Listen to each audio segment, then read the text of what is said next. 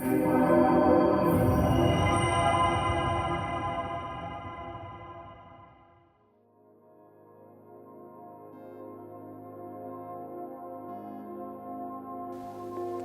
friends. In the coming videos I will explain more about Pranayama, these wonderful breathing techniques which have a tremendous benefit for both our mental and physical health. And it's a lot more than just bringing air in and out of the body. It's learning to kind of breathe with our whole body, with our whole being, with all the subtler layers of our self as well. Now we will go from the more gross body, from the physical body, towards the more subtle body, working with the mind, working with the awareness, working with our conscious, etc. So that we start to go into more subtler layers of being as well. Because that's a very important part of pranayama. It's beyond just the physical.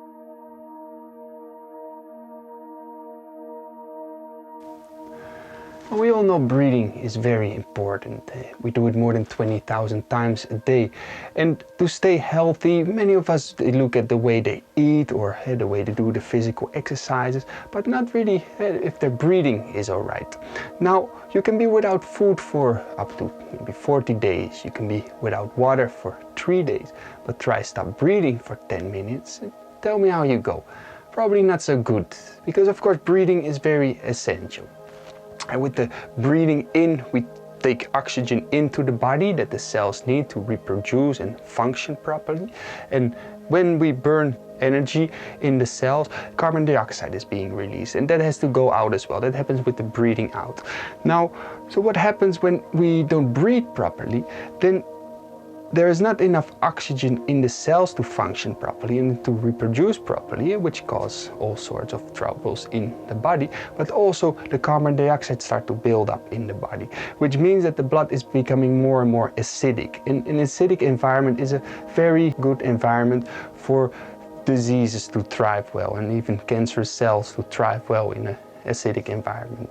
So what we're trying to develop with these wonderful breathing techniques is to make our breathing strong, healthy, and our whole physical and mental well-being strong and healthy. Now we have different systems in the body, all working wonderfully together. We have our digestive system, our nervous system, our muscular system, cardiovascular system, and the blood flow, our endocrine system, the hormones, etc.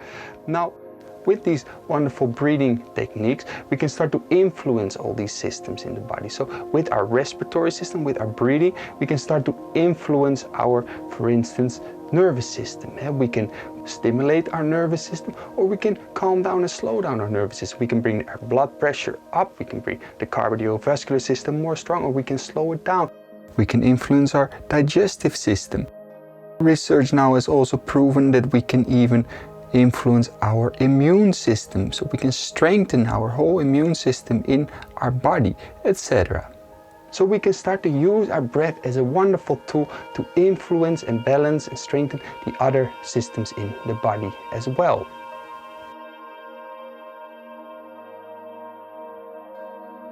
But as I said before, it's not just about the physical body. It's also starting to learn to work with our mind. And what is very interesting is that the breath is very connected with our subconscious, with our mind. Take for instance when you feel very upset, or when you feel angry or agitated or stressed. Your breathing is a lot more shallow. Your breathing is more fast. And for instance, if you are more calm and relaxed, your breathing is more deep. Your breathing is more slow and profound.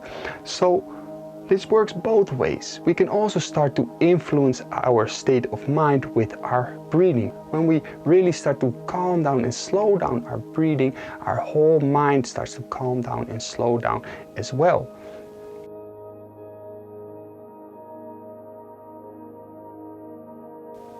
So let's take a look at the meaning of pranayama. Prana means the breath, or the life energy, the life force. And yama means to control. But ayama means to expand or to extend. And this is what we're trying to do with pranayama. It's of course becoming aware of your breath, learning to control the breath, and then to start cleansing and strengthening the mind and body in deeper layers of the self and releasing energy with it. Then we start to expand and to extend the breath. And then eventually making the breath more and more subtle, more and more lengthened, until it becomes so calm, it becomes completely effortless, and kind of letting life breathe you. Now, it's important in the pranayama sessions that you never really force too much to hold your breath when you sometimes have to hold your breath, or never force to breathe slow. That will all come when you take your time, and when you practice persistently and continuously, the breath eventually will become very slow, very deep, and almost completely effortlessly.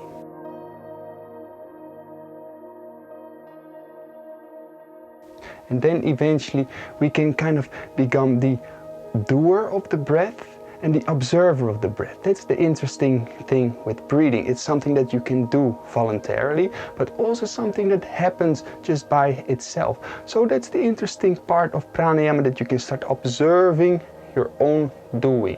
You become the observer and the doer.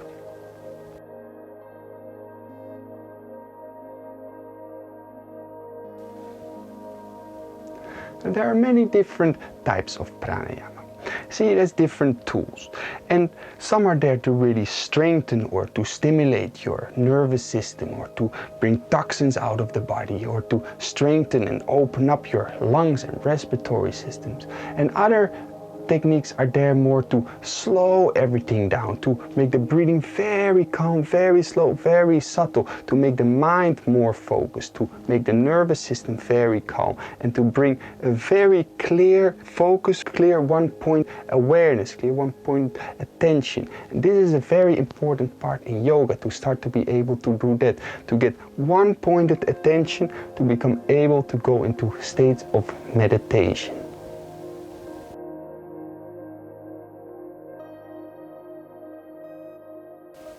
So as we've seen now, it's through breathing we start to cleanse, to generate, and to release energy in the body.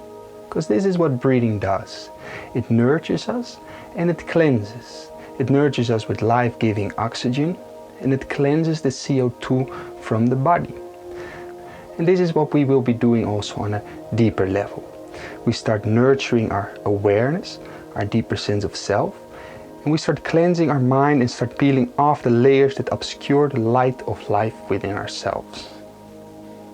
And what's also very interesting, as I said before, that the breathing is something that happens voluntarily. You can choose your breathing, but it's also something that happens by itself. It's this intelligence working through us. It's this intelligence that we are part of, and that is a part of us, that we can start to really observe and become aware of.